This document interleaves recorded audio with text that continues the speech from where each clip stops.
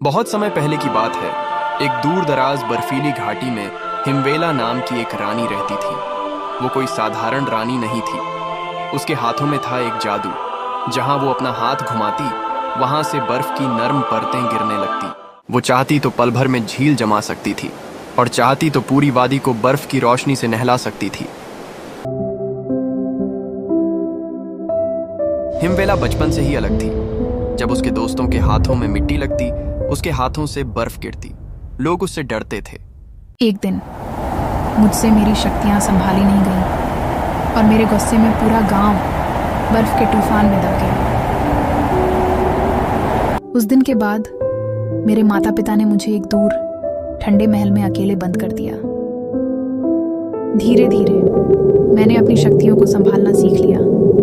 अब मैं उन्हें अच्छे से इस्तेमाल कर पा रही हूँ। मेरा नाम आ रहा है।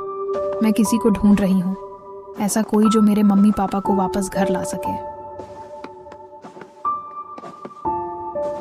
वो रात बहुत सर्द थी और मैं अकेली थी। मेरे मम्मी पापा एक हिम तूफान में खो गए, मैं जानती थी। सिर्फ वही मुझे उनकी तरफ ले जा सकती हैं।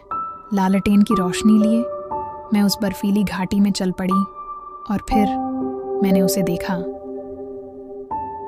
मैं डर तो रही थी, पर मैंने हिम्मत की।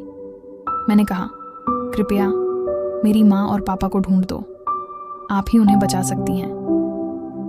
वो कुछ पल बस मुझे देखती रही।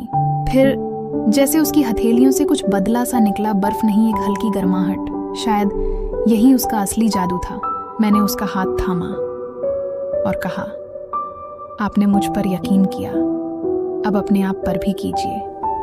वो रो पड़ी और उस पल बर्फ फूलों में बदल गई। उसकी हथेलियों से अब रोशनी निकल। अगर आप जानना चाहते हैं कि आगे क्या होता है तो जुड़िए मेरे साथ। सब्सक्राइब कीजिए हमारे चैनल को।